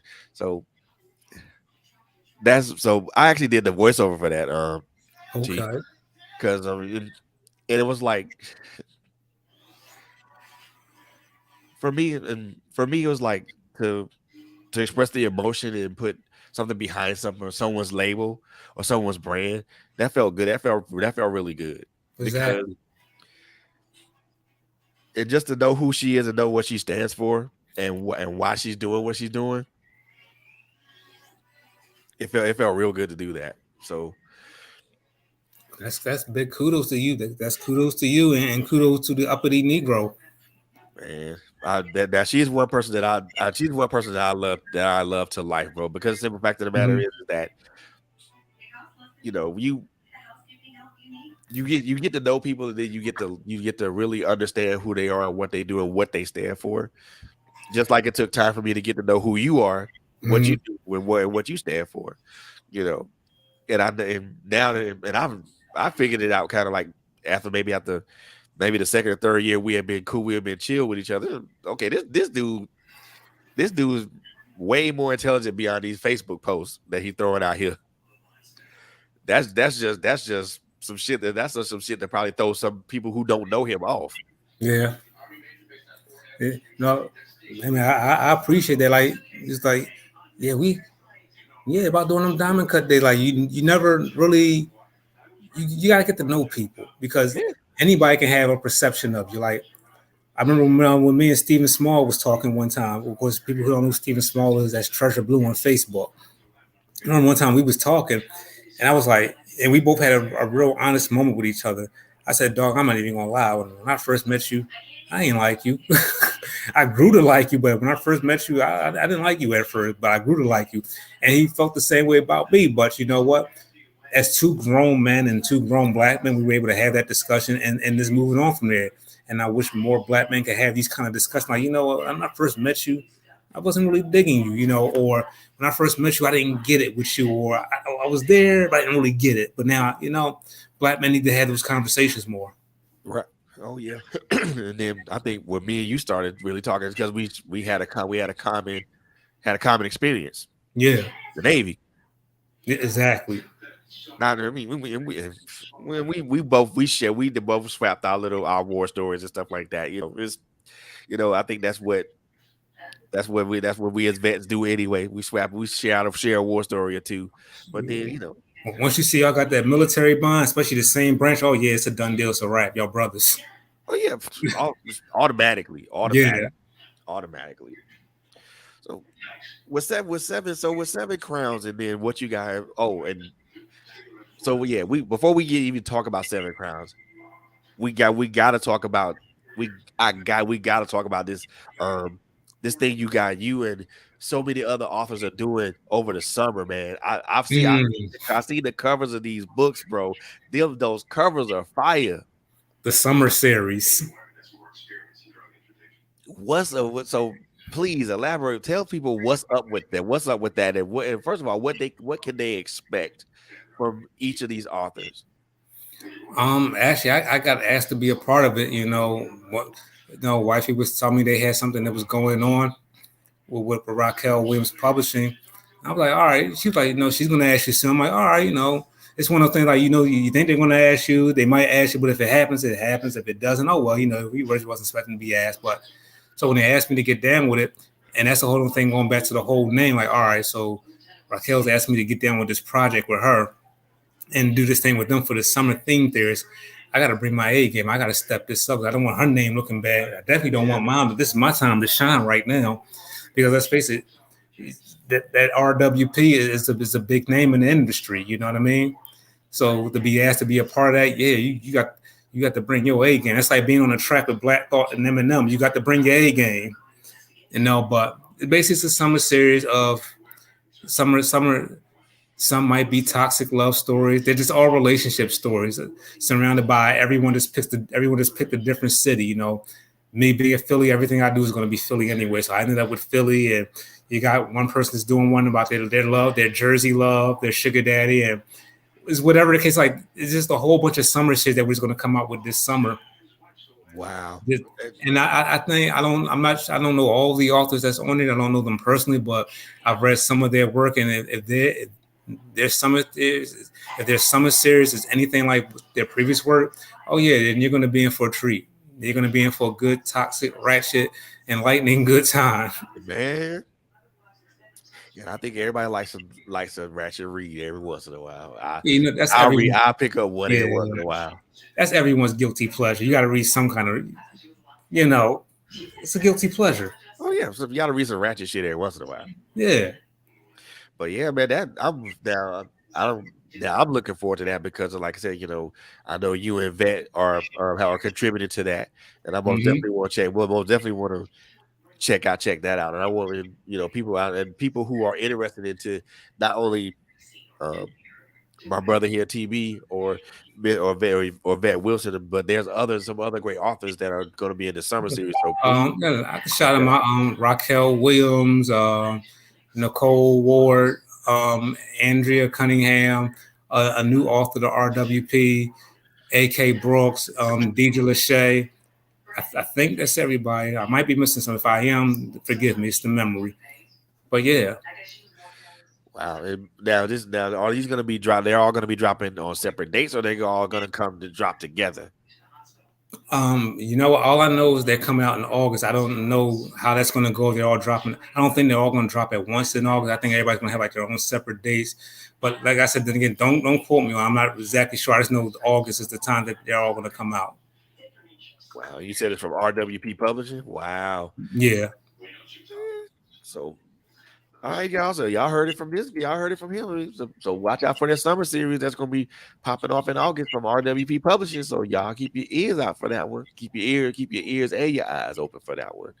But Oh, and plug another one because then you have Bossette behavior. That she has her things coming out, and also it's even more crazy. She has her daughter. She kept it in the family. Her daughter has a book coming out under Bossette. You know what I mean? So that's coming soon. If you follow her on her page, you'll see her daughter has her book coming out too. So they're keeping that all in the family too. So that's coming out under Bossette as well. wow. Well, there's a lot of things coming out, so keep y'all ears, keep your eyes and ears on the ground for that one. But but 7 crowns. So what? So I the one thing that I want to ask, because now that this is really a thing now. Hmm. What's the overall or overarching goal for Seven Crowns Publishing? To be just like to be up there, just like any of the other top labels. Of course, you want to be up there at the top. You want to be a well-respected label. It's going to take some time though, because I'm still getting my feet wet, and I'm still really just finding my niche as an author right now. You know, but at the same time, I want Seven Crown to be up there with the likes of say a Triple Crown or a Raquel Williams Publishing or was T Styles Company Cartel Publishing. I wanted to be one of those that you always talk about. You remember that when you go down 10, 15 years, you're like, wow, remember some of the great publishing companies. I want Seven Crown to be mentioned in that. It's like when you think Oh, back to 2000 hip hop, Cash Money, No Limit, Def Jam, Bad yeah. Boy. I want Seven Crown to be mentioned in that same note with these other labels. And it can be done. It's going to take some work, but I think it can be done. I mean, and it most definitely can be. I mean, you first of all, you have a great base with you. You have a great base to start off with. Mm-hmm. Start off with. So now for you for 7 Crowns Publishing down the line, um, do you see yourself collaborating with other publishing companies, maybe with try to do maybe a project or two, or do you just kind of want to just be like a entity that's really just concentrated on putting out great books with great authors besides you with great authors? I think right now, even with this summer series right now, I think that's kind of a collaboration. I mean, even though it's under the RWP banner, I still kind of like, RWP and your wifey's boss set and then my Seven Crown. I think it's all like a collaboration. Even though we're all doing our own separate books, I still look at that as a collaboration. But I wouldn't mind collaborating with other companies on some stuff. But this is a business. It's 90% shows, 10% shows, 90% business. So if the business is there, then we can do it. As far as like taking on any new talent right now, that's going to come in time. Like I said, I'm not going to bring nobody on right now, and I'm still trying to figure out myself, who I am, as in, okay, summer series from RW Publishing coming in August. Keep your eyes and ears on the ground for this release. Gotcha. But Gotta make sure I plug it, bro. you good. And so no, but like as far as with talent, I'm still like getting my feet wet in that area right now. So it's going to come a time, probably like another year or so, before I really can do that. Because people started coming out the woodworks. Are you taking? No, I'm not taking nobody right now. I don't want to take somebody because you're responsible for their career as a publisher. You are responsible for your artist's career, and Right. I don't want nobody's first time because I still see authors today. They come in there excited to sign their first contract. I don't want your first contract experience to be a nightmare. So I just Of course. Of yeah. course. I mean, I feel you on that, brother. I do because you really want to just concentrate on who you are, and kind of make sure that your name gets out there, what it gets out there before you bring anybody else on. And Exactly. it would kind of be senseless to bring someone else on, and you're not what you would consider established. Because my name ain't even popping. How can I get yours popping? Oh yeah, man, for sure. I mean, if people look at that and like, well, how you helping this person, but you ain't on like that. Exactly. And I think that should be a little hint for a lot of ebook publishers who know their name ain't popping. Just stop. Work on you right now. Stop signing talent. Just stop signing talent. Work on you. Work on you. Work on you. I don't think There's I no don't no shade to anybody, but if the shoe fits, make sure you double knot it. see. See. Apparently somebody didn't kind of get somebody didn't get the message, but let's make sure. I Yeah. want to make sure that they do. Yeah, we're just gonna keep things silent. Well, that's true. So yeah, best to keep it quiet like that because Yeah. I will out nobody here. But yeah, I mean, but that is true. If your publisher can't even get you on, how can you expect to really? Because that was the problem I was always having. Like I said, with the Streets Need the Body, it was originally Street Love Blood Money, but none of the publishers were really promoting it. And if they were, it was kind of like, I mean, when I the first time I saw it, I was like, okay, looking forward to this right here. But then then like over the period of time, nothing. I'm like, Cause I just got frustrated. I'm like, I'm promoting it, but they not even promoting it, and I was like, you know what, the hell, I ain't promoting this no more. I just got tired of it. And that's another thing with collaborations. We didn't really touch on collaborations. That's another reason why I don't do collaboration. Because if we're gonna, the way I like to work, if we're gonna collaborate on a book, say what's today, Friday, and I write something today and I hand it to you by the day tomorrow, I don't want to have to wait to almost 3 weeks for you to give me your part, your next part, and then it's like I'm reading it like, did you follow anything I just wrote? None of what you just wrote aligns with anything I just said in this chapter. And then when it comes time for the book to come out, then it's like you're promoting the book more than they are. It's like, all right, why did we do this collaboration again? I'm doing all the promoting. So when it comes to collaborations like on books, I'm good on that for a while. collaborations are difficult endeavors to do. They Yeah, are, because especially when it's like it's just you're yeah, I like them and then I don't like them. yeah, And for various reasons. I mean, I like them because of the simple fact there's different thought processes and different people that say something differently, about a subject matter. But then I don't like them because they're time intensive and they're just yeah. I think if I in the like the before I even put out a book, I did 4 collaborations prior to even putting out mm-hmm. a book of my own. And that for me was just to kind of like test the waters and see if I could add that was something I feel like I actually could actually do. So like, okay, I can do this. So let me just put something out full fledged now. Yeah, I think if I do another collaboration with someone, I mean, I take that back. It's probably only one person I would do a collab with at this particular juncture because I number one, I know her work ethic. I know who she is. I know she's true. She's gonna be true to her word, and I know she's mm-hmm. gonna make sure that we all stay on task. So Exactly. if I do any other collaboration, most of my most of the collaborations I've done have been with her. Okay. And shout out to my sis Angela Thomas Smith. Hey sis, I know. So I mean, most of my collabs have been with her.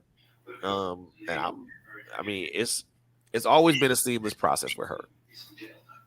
And I can't think of anybody else that would do a collab with. Now, anybody outside of that, we got to have a discussion. Yeah. Let's talk about this. What are we doing and why? What are we doing? What's the scale? How we're gonna schedule this, and how we're gonna bounce ideas off of each other. And here's another thing you don't want. I got a new phrase. I got a new name for it. I'm like, no, you're not going to Anderson pack me. But people like, what do you mean Anderson pack you? I'm like, you know what I mean? Because when Bruno Mars and Anderson put Silk Sonic together, y'all forgot Anderson was part of Silk Sonic. Y'all kept talking about Bruno. Like, hello, Anderson was a big part of that. I don't want to do a collab with somebody, and all y'all talk about the main author. And like, hello, I was in on that book too. I contributed as well, Hey, I'm over here. I'm over here. I wrote like 70% of it.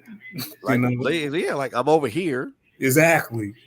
To me, that's like so. I don't know. Especially if like the one of the contributing authors is like a headliner or and it really overshadows your work. Because plus you can write on the same level they are. They can. But they still won't get all the glory. Of course, I don't like glory hounds. I really don't. Because the opposite of that too is you could be the big headliner, and then that person may be getting overlooked because of you. So it's like I don't want that to happen to them either. Like I want it to be on the same even keel. We both did this work. Yeah, I mean, and I think if somebody tries to do that and be like, look, it's a collaborative effort. Mm-hmm. We all put in the same. We all put in the same amount of work. We all put in the same amount of time. We all put in the same amount of effort. So if one person is going to take credit, give everybody credit. Exactly. Because everybody put it 100%. It should be 100% credit given to everybody around. Unfortunately, we both know it does not operate that way. Unfortunately. That's why that's why I keep my collaboration choices down to Exactly. just one, and she's the only person I'll work with. Anybody and this is no disrespect to anybody else that I would like to work with. It's no Hmm. disrespect to them, but I'm used to working with a certain person who works in a certain way. Yeah, you're comfortable with them. Yeah. I mean, not to say that they won't emulate that or copy that or anything of that nature, but I'm used to this person working a certain way. And if especially if it's a collaboration, if it's done something anything that's done outside of that's disruptive to me. Hmm. And I'm like, ugh, I don't want to do that. So I think if I do another collaboration anytime soon, it'll probably be with the missus. right, right. That's probably the only collaboration I do anytime soon. I want to see how that's gonna ride out, man. Two powerhouses coming together. That's like, Yeah, we're gonna go for that other married couple. We're gonna take their title. that's like Goku and Vegeta fighting in the same ring together. Or better yet, that women. That's no that that's like no, that's like Goku and Vegeta fusing and fighting Broly. That's Dragon Ball. Yep. Okay, That's see, I'm not really up on I need to get up on the anime. Everybody's up on. I need to get up on my anime. look. I'm I'm an anime head dog, but I haven't watched a lot of it as of late though because of you know you know how they go. Yeah, Uh, life shit. yep, of course, life shit takes over, and all of a sudden the things that you do or that you like to do tend to take a back seat. What's some good anime? Because I see a lot on Hulu. So I'll be looking at it. I want to check this out. I don't know. Somebody recommend me some good anime. You know what? Fire Force is pretty good. A little slow. Takes a little bit. It's a little slow. Okay. Demon Slayer is pretty good, but I'll say start from season one. Season two is out now, but start from season one. Um, I'm not gonna go with now. I'm not gonna say Naruto or Dragon DBZ or none of that stuff because that's established stuff. People know those already. Yeah. Um, so These one that ones you naming there on Hulu? um Or those may be on Hulu. okay. Now it's one that I watched on Verver, but which is basic, which is literally Crunchyroll light. Um, so this one anime called Jujutsu Kaisen. Okay. That's pretty damn good. Regard and for me as far as anime is concerned, it doesn't matter whether it's sub or dub. It's fine either way because as long as if they can speak Japanese, as long as them English subtitles are down there, I'm cool with that. You know what's crazy? Like back in the day, like when anime, because anime been out for a while. And it's like back in like the 90s. I remember we used to sit around, we used to be sitting around just smoking, getting high, whatever. And someone would put some anime on and the subtitles would be on. I don't know what be going on. Even if they weren't no subtitles, we just make up our own shit or whatever it is they're doing. But it would be it just catch your attention. You just be so caught up into it. Yeah, Especially when they had like the little moments with the music playing in the background, and it was always something going on. I miss that about anime. yeah. I mean, there is some good ones out there, man. Just it's all. I mean, people. It's like I know for me, I'm more of a. I'm kind of more of the older Hmm. type, So I'm more of the Cowboy Bebop, um, and some of the older ones. But a lot of the newer ones that's out right now are pretty damn good. And some of the artwork, some of the art style and artwork on some of these are mind blowing. And I'm like, Jesus, I didn't even think someone could draw like that. So, but for me, but see, I know for me, anime is cool, but I'm more of a manga head. So, What's so I'm that? more Japanese comics. Okay, So a lot of the anime that you see are literally based upon Japanese comics. Um, so Bleach is based upon a manga that was started long time a while back. Kite Kubo Sensei Kubo Kama Sama, and so I mean, and like I said, Dragon Ball Z was started by Akira Toriyama way in the late '90s. wow. See, I ain't know the names of none of them back then. I just knew someone had just put them on. We'd just be sitting there watching, like, wow, this is kind of Yeah, dope. the majority of anime that you see now has some of it. Most of it is based on a manga of the same name. Okay. So, and a lot of people look at him. It's kind of like I compare. I won't. Well, this is kind of an unfair comparison, but I'll use it anyway. It's kind of like like the Marvel movies. You know what I'm saying? Yeah, Marvel and DC. Yeah, but there are differences. Yeah, There are we differences see in into that. there are differences in the universes because you can tell. And and for me, I am a person that believes in, if you're gonna do like movies based upon a certain character, Hmm. I truly believe that you should stay within established canon. Yeah, So, with I mean, kudos to the Avengers movies, albeit them being I long haven't as seen not hell. one of them. They're long as hell.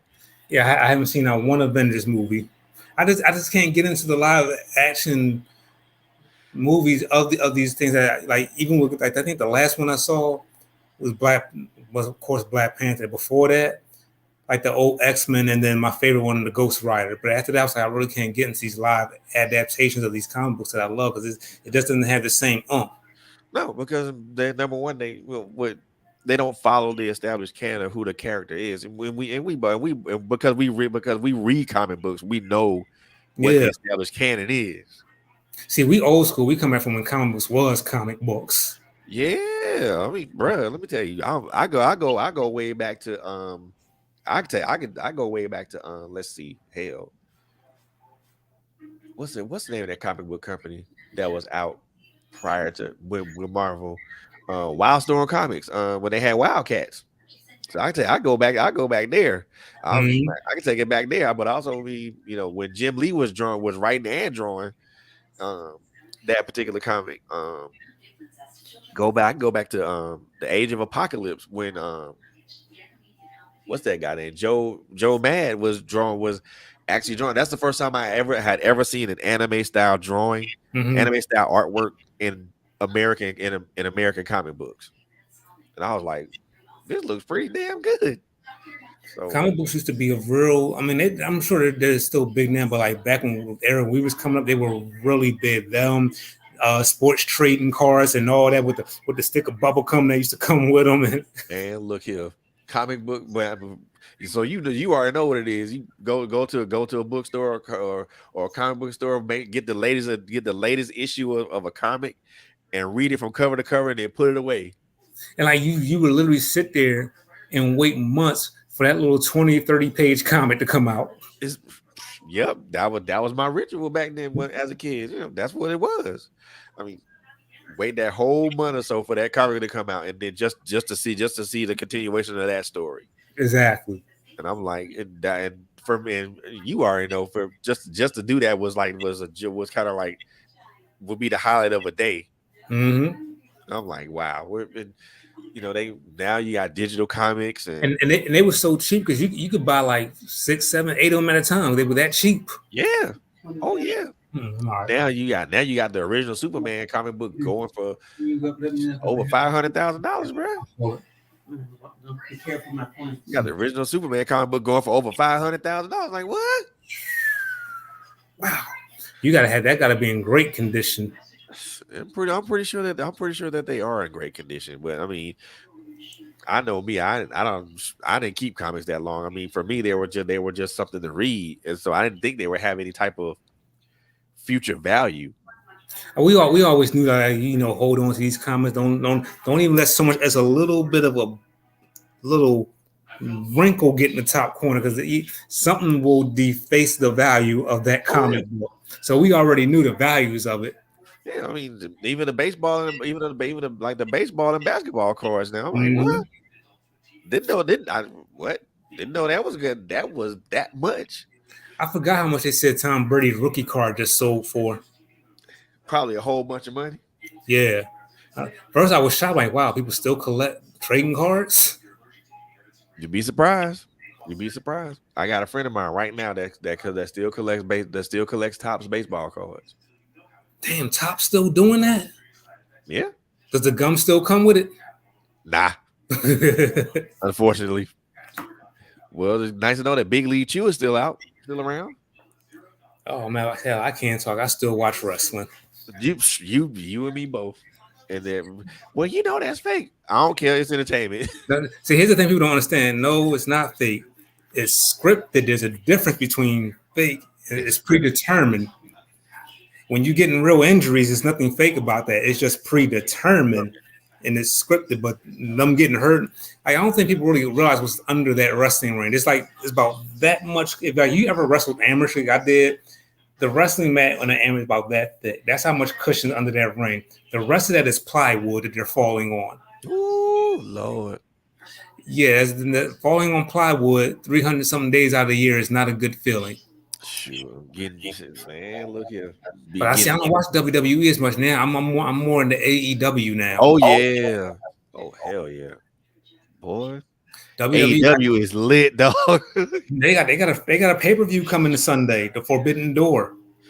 Oh yeah, With them in New Japan. AEW is lit, and I mean, I watched maybe a couple of episodes of New Japan Wrestling just to kind of see what it was about. Even I'm like, damn, this is gonna be off the chain. Yeah, because WWE just got way too cartoonish. Commercialized. That too. We already know who's gonna win the championship. We know Roman Reigns was gonna beat Riddle. Come on now. Or you know your boy Vince got some new legal troubles. You didn't hear? What more legal trouble could he possibly get himself into? Well, he was messing with this paralegal chick, and when he was done with it, he would pass her off to one of the head of talent relations, and he paid her $3 million in hush money to not say anything. So now all that's coming out. So now the board is investigating Vince. So right now, Stephanie is the CEO, but we know Vince is still calling the shots, even though he's not there right now. They told him to step down. He's not letting no one run that company until he's dead. But yeah, he's under investigation for that, for the $3 million in hush money that he paid this paralegal. Basically, he was paying for a jump off. That's why, because I didn't even know him and his wife were separated for the last 3 years. Because she's big in politics, so she couldn't have that attached to her name. You know what? That's gonna be that man's downfall. And the McMahon family is friends with the Trump family, of course. So that carries not only that carries some political weight. Mm-hmm. Man, I keep telling folks, do wrong stuff, you do wrong stuff, you end up it come back to you. The universe does believe the universe is karmic related. Yes, sir. You gonna get it. Just me and a friend of mine. I mean, and this is kind of way off topic. Me and a friend of mine was talking about D.Y. I'm like, bruh, that man ain't that. He talking about, you think he gonna play? Hell no. Who? D.Y. Deshaun Watson. Oh, okay. So hell no, that man ain't playing. Most of them cases he got settled out of court, but they still gonna suspend his ass. And he black too. Not to make it racial, but you already know how that goes. He gonna get the damn book thrown at him. Yo, I did not know that the Giants just traded Saquon Barkley to the Chiefs. What the? I had to look that. I gotta look it up again. A notification came on my phone. I'm like, wait, because I'm a Giants fan. I'm like, whoa, the Chiefs are happy with the deal with Saquon. Oh hell no! I know my team did not get rid of our best running back. No, they didn't just do this to me. Okay, well, let's be honest. Casey needed a running game to complement their passing game, and their running game has not been the best over the last 2 or 3 years. But as a Giants fan, you're like, oh my god, can it just get any fucking worse? Yeah, it can and probably will. We done lost Beckham, we done lost Barkley. Like, oh my god, who else? I mean, unless Daniel Jones has a resurgence at quarterback, I mean, Yeah, I don't see that happening, man. It's gonna be more to save. They make it hard to be a fan sometimes, man. Well, let's just keep it real. The Giants do play in kind of sort of a cupcake division. Yeah. So it ain't like it used to. The East ain't nothing like it used to be. Because the Giants were always a force. The Cowboys were always there. The The Eagles were pretty Redskins, good. You know, well, the Commanders, aka Redskins, were well whatever they're called these days. were well just we'll just put were. Yeah, question mark. Yeah. So I mean, the East is not what it's supposed. The NFC East is not what it is. What it was several years ago. I mean, It's kind of like now you already know which teams are going to rise to the top. You Pretty know, much. the Cowboys. Cowgirls are going to be there. Yes, I did say Cowgirls for Cowboys fans. And they still gonna get eliminated in the first round. Exactly. Because they got a quarterback that still operates in a deer in the headlight type mode. The Eagles are good. The Eagles are pretty good. They can be better. Yeah. It's really going to depend on the right arm of their quarterback. They could have a decent year this year. Yeah, I think they'll be a good wild card team. they got the talent. They got the talent to be. They got the talent. They can be. They'll be there. It's just wondering. It's just kind of wondering what the Cowgirls are going to do, if they're going to do any, if they're going to make any noise. You like I said, you kind of know which teams are going to rise to the top. Yeah. You already know that the AFC West is going through KC, unless another team rises to the top. The AFC North is kind of like, to me, up for grabs. AFC East is kind of like, we are in the Buffalo's gonna be the cream of the crop, because that's just who they are. NFC South, I mean, hell. I think this will be the first year we get to see what Pittsburgh does without Ben. I think they'll be okay, but just I don't know. They still got Mason Rudolph, but then they also got Mitch Trubisky, which is not a bad pickup. However, he started in Chicago. He wasn't bad, but he wasn't exactly good either. No, I mean, but I think I won't say this is a great replacement for Big Ben, but it's gonna be a challenge for Pittsburgh this year. I mean, I wouldn't be surprised if, well, I would be surprised. No, I wouldn't be surprised if they get over 500. If they have another winning season, then it won't surprise me, because it ain't gonna be codependent upon the quarterback. It's gonna be what Mike T gonna do and how he game plans. And you can't leave Baltimore out of that conversation either. Oh, never. Never take Baltimore out of the conversation, because they always gonna be there. I think it's gonna come down once again, Baltimore and Pittsburgh, like it always does. Exactly. And then it just depends. You kind of know who's gonna come out of the NFC. I mean, I got a funny feeling it'll end up being Tampa Bay and the Rams again. No, I don't think Tampa Bay will do, because Brady retired again, right? Or did he come back out of retirement again, or is he officially retired this time? I know Gronk officially retired, but he said never say never. He said he could come back, but I don't think Tampa Bay will do it again this year. And I don't think they're gonna run. They could run it back. I mean, the core of their team is still there, so it's a possibility. Because the core of the Rams teams are still there too. So yep. For now, I'm from Atlanta, so I'm a Falcons fan. Oh, I forgot about the Falcons. We are rebuilding, bro. We are rebuilding, bro. Man, I'm tired of us rebuilding. I think we've been rebuilding forever. We rebuilt everything except our O line. We are. I think we're officially rebuilding. Once they let go Matt Ryan, it was it was apparent at that point to me. It was very apparent. I was like, okay, they rebuilt it. And then they picked up Marcus Mariota. They picked up Desmond Ridder in the draft. So they pretty sure they're going to run with Mariota as a starter with Desmond Ridder behind him. Or it could go the opposite way around. I mean, I noticed that we did upgrade our receiving core to get bigger receivers, so that probably would help. But again, you can't score all the time if you can't stop nobody.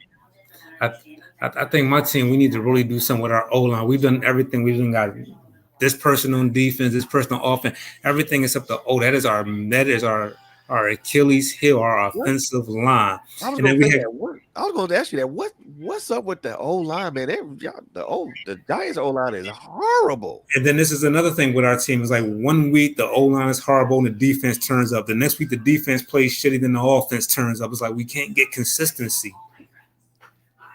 Yeah, I think that's probably it's yeah, they're gonna have to be consistent. I mean, again, the NFC East is a is a cupcake division. They can win it, or at least get to a point to where they can make some noise. It's No, just no time soon, man. No time. Ain't gonna have it no time. I'm gonna. That's why I don't even, that's why when football season starts, I don't even bother dealing with football season on the break. I already know how this is gonna go. it's already you already know what's gonna happen. Yeah, man. It's like Roman Reigns. You already know who's gonna win. Exactly. And I now ain't- now the when I now this NBA thing, I really thought Boston was gonna pull it off, but then Steph Curry. Hey, man. I ain't have a dog in the fight. My team went out in the second round. That's hard. That's horrible. Oh, talk about the Sixers. Yeah. No, the only team in Philly I don't root for is the Eagles. All the other ones I root for. What? So I'm trying to figure out what are they trying to identify themselves as? Who? The Sixers? Yeah, What you mean? I mean, as a team, I mean so they got a why not just build a team around him Embiid? and then roll from there? I think that's what they were doing. They got Harden because I don't think Harden's going to go anywhere because if he plays this year, he'll get more money when he does go to another team instead of just opting out. So it's his best interest if you actually play this next season. That way you'll get more money. Yeah, But I think they are building around it. My only thing I was mad about, I wasn't mad when they got rid of Ben. I was just mad when they got rid of Curry, when they got rid of Seth's brother. I'm like, oh, oh yeah, that because one hurt me, man. yeah, that was even one. He was one of the better shooters. Yeah, that one hurt me. I mean, yeah, that was bad though. That was real bad. So I mean, but guess what they sent him to? New Jersey. But you know what? I'm probably the only one that thinks this about Ben. I get it. That game he choked up, but it's like it was a game. It was right before that game. The Sixers played. They were up by 30, They and played lights out. and then the team just came back in that game. They was up by 30. I'm like, we would have won that game. Wouldn't nobody? Because then the next game we won, and Yep. then we lost that final game. So if we wouldn't have blew that 30-point lead and won the next game, the series would have been over. So, all right, Ben had a bad fucking game, but who's going to take account for that 30-point loss, the 30-point deficit that we had that we lost? The whole team need to take accountability for that. That's a team thing. That's a team thing, but it also is a coaching thing too. I mean, You so know? I mean, I get the Ben hate, but I'm still stuck on that game. Like, no Yeah. one's going to talk about that. Nah, that's a team thing. I mean, it's also and also on another level, it's a coaching thing. I mean, Doc Rivers love him, but I Mm-hmm. mean, his playoff track record ain't really ain't the best. They said the Lakers just got Scottie Pippen Jr. or somebody else. They Lakers ain't gonna make no more noise in the West. Let's just put it at this. The West goes around Golden State now. Yeah. The West goes around Golden State now. So Lakers ain't gonna make no more noise. But especially as long as they got Russell Westbrook as they starting guard, they not going nowhere. I thought they was trying to shop him. They probably will, but then they probably won't be. They probably can't afford to let him go either. Shit, don't bring him over here. And that looked like something Philly would do. Bring somebody like him on. Don't bring him over here. So why would you want another ball dominant guard on a team? You already have a ball dominant guard in James Harden, and And then Embiid. yeah, Embiid gonna want his touches. Embiid has got to stay healthy. Yeah, that has been the black mark on him for quite some time. Yeah. I mean, if he can stay healthy, he's already a good probably one of the better skilled bigs anyway. Yeah. Outside of Joker, but he's probably one of the better skilled bigs out there. If he can stay healthy. Yeah, if he can stay healthy, but they gave Joker the MVP for a reason. But hey, I just it's go this football season gonna be interesting, but Right. I'm not even tuning in to football season. not gonna watch it. You ain't gonna watch. You ain't gonna subscribe. You ain't gonna subscribe to it. Nope. Nope. You They just said the USL. Have you watched any of the USFL games? some of those games have been pretty damn good. I haven't Actually, watched one yet. some of those games have been pretty good. It's not it ain't like the NFL, but some of those games have been like pretty good. Now the first couple of initial games of the season were kind of like okay, this might be some riffraff, but like the last couple of games I watched, they were pretty damn good. Okay. So I mean, but again, it's football or it's football during the spring. So I mean, I look at it as like maybe the extended college football or some shit like that. Yeah. But yeah. But yo, man, I mean, before we get out of here, man, I want to give you an opportunity to let the first of all reintroduce yourself to everybody. Mhm. Let them know who you are, what you got, who you are, your publishing company, um, the the name of the book you got out right now, where they can go get it, and also if you got anything coming up, let people know what that is, man. The floor is yours. So I am author T.B. Scott, formerly Mr. Chronic 3000, formerly Mr. Chronic Black. But people still call me Chronic, so that's okay. If you see me in the street, you can still call me Chronic. I still answer to it. Author T.B. Scott, my current book out right now. You can get on Amazon. The Streets Need a Body. That's under The Streets Need a Body. Excuse me, T.B. Scott. You know it has a very distinct cover. You can find that under my label, my new imprint, 7 Crowns Publications. That's the number 7, and then Crowns Publications. Also, the book Dirty, the story of a true lying bitch, I told it in fiction form, but it's my actual real life situation with my last relationship. But you should enjoy that story as well. Also, get Bitch I Own You, which covers all aspects of domestic violence, from woman on man, domestic violence, man on woman, and I even have a partner where I talk about teen domestic violence. So definitely get on that. In August, I have coming out under Raquel Williams Publishing, Summer Fling, with my Philly Queen. That's coming out in August. I don't know the exact date yet, but that's going to be a part of the Summer Fling series on RWP. You can find me on Facebook, TB Scott. I need to really get back on Twitter. I got like 1 follower on Twitter, so that's why I don't really push the Twitter. But I'm gonna start getting back on Twitter and my Instagram. So yeah, you can find me mostly on Facebook under author TB Scott. I do ask if you're gonna come on my page that you do interact. I don't like lurkers, so and don't come on my page and just trying to sell me on your product or would introduce yourself and be active and you'll see a lot of things on there on my page. Oh yeah, also tell them about the Facebook group that you started with a lot of us authors. Oh yeah, so I also I've actually it's not my group. It's a group of authors from Philly. We decided because we felt like a lot of Philly authors were being overlooked.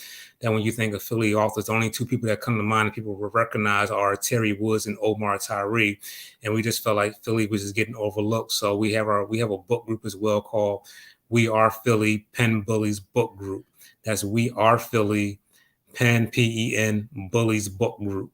And you can find that on Facebook as well. And you can find a lot of the authors from Philly. It's just us promoting our books and getting you familiar with the talent that's in this city, because Philly has a lot of talent that gets sometimes overlooked and overshadowed. Oh yeah, most definitely. I don't know why Philly gets overlooked like that, but because I think some of the like you and so many other cats. I mean, you're one of the first authors that I knew that was from Philly. Mm-hmm. I know there's a couple of others that their names are on the tip of my tongue, but I've seen them on Facebook. So man, y'all if anybody people are sleeping on Philly because Yeah, Philly got some great author talent out here. You know, my brother TB Scott is one of those talented people from the area. So I mean, and I can personally vouch for this man because I've read his books, and I know by if you read one of his books, not only are you going to get a very engaging story, but you're also going to be that noodle gonna be put to use as well, because it's gonna make you think. exactly. That's all we want to do: entertain you and make you think. There you go. Entertainment and thing. Make sure you use that noodle as well, man. So, And shout out to the wife and shout out to the missus too, Vet oh Wilson and yes, Boss Up. I'm right now. I'm here right now because I would have quit. I'm here right now because she wouldn't let me quit, and she stayed with her foot up my ass and made sure that I got on it and did what I need to do. And every man needs a strong woman to push him. And if you got a yeah, strong woman that's going to push you, you need to keep that woman because that woman is definitely a keeper. So I have yes to give my indeed. wife her props. Love you. Yep. Shout out to the queens, y'all. Shout out to the queens who do what they can to make to uplift and support their man. Shout out to y'all. Shout out to y'all, man. Y'all are the unsung heroes around here, man. Exactly. So most definitely shout out. Shout out to my queen Monica Reese, man. She puts her foot up my ass all the time, and the talks we have, have been, just helping me become a better person. So, and I'm so happy to have that type of thing, have that type of person around me to push me and to help me be better. So Exactly. shout out to all the queens who do that, man, who support that man and help them just to reach whatever pinnacle or whatever goal they are, or better yet, just to help them just to be a better person. So shout out to y'all, man. Shout out to Yvette Wilson, because yeah, And nothing against interracial love. Love who you want to, but it's not like seeing black love prosper, man. bro, that look, we could do a mic drop right there. You know what I'm saying? We could do a mic drop Hey, right that there. could be a whole nother show you could do. I might want to chime in on that one. I'm thinking of, you know what? I'm thinking about that. I'm gonna let you know when that pops off, man. Because I'm thinking about Okay. doing that like real soon, We can real do that one. Let me know when you do that one. I want to get on that one. for sure, for sure, for sure. I got you. I got you. I just haven't been finding subjects to talk about lately because my work schedule has been like a little crazy, and I've been only been able to do shows on Fridays, and I'm like, I don't want to pre-record anything, but I may have to do that. But I got you, man. I'm most definitely gonna keep you in the know with that, most Most definitely. definitely. But yo, man, look, ladies and gentlemen, boys and girls, friends and countrymen, and who anything else that you guys want to call yourselves, want to reintroduce to some, and then introduce to all. My brother, the pen. Um, again, this is a brother that I admire greatly, not only but not just because of his talent, but because of um, the camaraderie and the friendship that we shared over the years, and the advice that he's given me over the years, and just the things that we've helped each other with over the years, but also just to I admire this man to see from seeing him grow from one end of the spectrum to another. And as a brother, as a brother, it's always love to see another brother grow and become greater, and also growing his potential. This is something that I think that us as black men need to do more of. Hmm. We need to celebrate each other, y'all. As black men, we need to celebrate each other, because Exactly. we need to celebrate our wins. We need to celebrate our wins, no matter how small. We need to talk about our losses, no matter how great. We need to talk about potential, no matter how great or how small. Look, I'm gonna say that I can't stress this enough. As black men, we need to celebrate each other. Exactly. Black women celebrate each other all the time, whether it's for a big win or a small win. But we as black men, we don't celebrate, we don't compliment each other, we don't give each other props as much as we should, because there's something ingrained in us to hate the next man for doing something Exactly. great.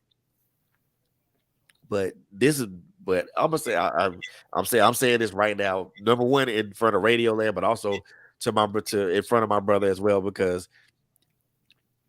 I celebrate you tonight, man. I've seen, we've been friends for a minute. We've watched each other grow from one end of the spectrum to another, and to see you come from where you started at to where you are now, it's I love it.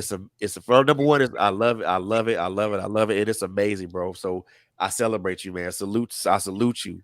You And know, salute to you too, well, man. Because like I said, we both watched where each other has come from our days at DKP yeah. to doing anthologies and working with other people to now both was basically black-owned businesses. Yeah. And it wasn't an easy road for either one of us to get there. We're both there, so definitely a salute to you as well, man. Oh man, I appreciate it, man. It's all love, bro. It's all love, man. So man, my brother TB Scott, author extraordinaire, man. His books are available on Amazon. The most recent release, The Streets Lead a Body, is available now. Go get it. Go get it. Go get it. Go get it. I guarantee you, as you will not be disappointed. You will not be disappointed. Also, just man, keep your eyes and ears on the summer series that's going to be coming real soon in August. So keep your eyes on that.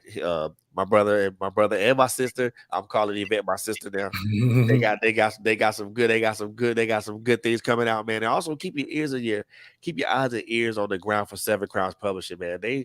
Yes. They gonna have some good stuff coming down the line. So I want you guys to keep your eyes and your ears on the ground for them. I really want you guys to, because it's one thing to say you're gonna support someone, but it's also another thing to actually support someone when they do Exactly. something. It's being an entrepreneur is not a good. I won't say that it's not an easy road to take. It is each day comes with its own personal challenges. And it comes with its degrees of successes, degrees of failures, but also its degrees of indifferences. Mm-hmm. And we as business owners, we navigate those waters daily.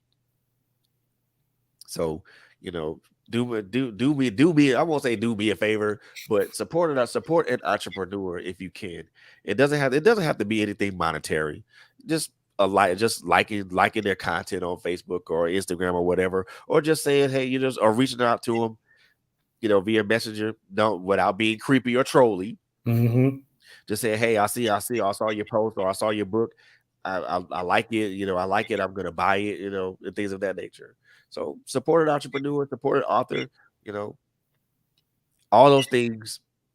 All those things help us as number one as an entrepreneur, and also as because it lets us know that the path we're on is the right path, but also lets us know that what we're doing is actually reaching and making a difference.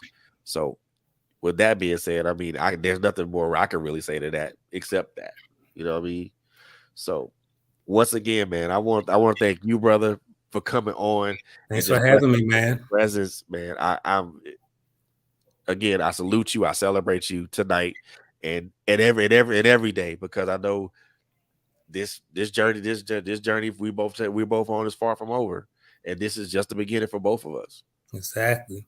So. Okay. Look forward to doing this again, man. We're going to run this back again. So, Oh, oh hell yeah! Oh hell yeah, man! Look, I really want you and wifey to come on so we can talk about what she got going on too, man. Hey, just let me know because she's on your page, right? Yeah, Yeah, just let me know, or I'll let her know, or talk to her. We'll work it out some kind of way where we can of both get course, on. of course. You know how we do. Yeah, we'll work it out.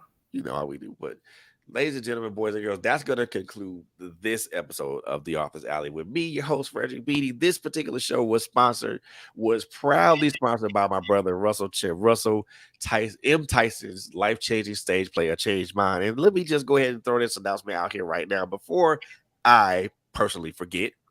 So, coming back to the Atrium, August 6th, 2022 at 7 p.m.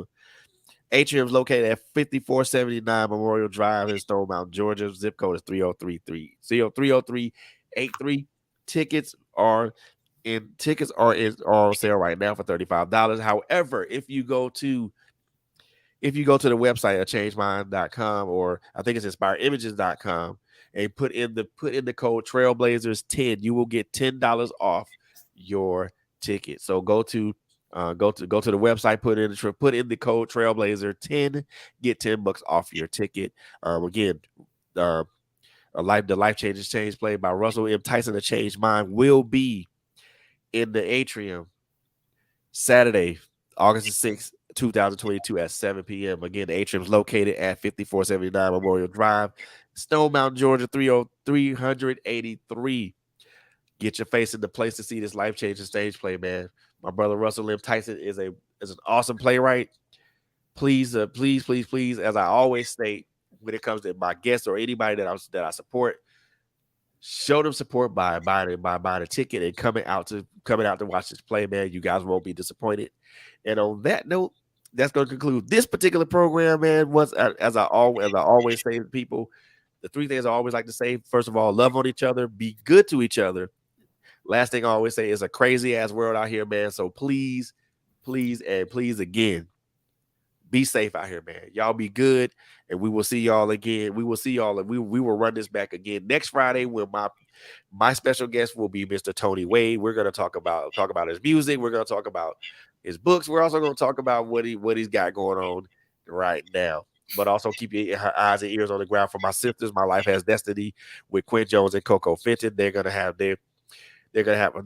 bring a nice subject going on and stuff like that. Also, with my sis, Mr. Bobby, Miss Bobby, Bobby takes over. She's one of my sisters. I love her so much, and I love her content that she brings here all the time. And so, yes, indeed, just keep your eyes and ears on the ground for what they got going on. Oh, and somebody just hit me up with another announcement. So let me just make this announcement real quick before I get jumped on. Cause I don't want nobody jumping on me, because I want to make sure that I make sure that I take care of everything in the house. So let me just make sure that I do this, because if I don't, I know I'm gonna get jumped on. So want to make sure that make sure that I make this say this, and make sure that I support my sister, Miss Coco Fenton. Their 2022 prophetic conference will be July 30th at 6:30 p.m. It is a Zoom meeting. A Facebook post has already been made for this, so you guys make sure you check out that Facebook post. I will post it again tonight, so you guys can check it out. There's a registration link on the bottom of that flyer. There's going to be 5 powerful women that are going to be here, including Reverend Viviana De Cohen, Elder Makisha Johnson, Dr. Kimberly McWilliams, Prophetess Chandra Foster, and also Apostle Anita Page.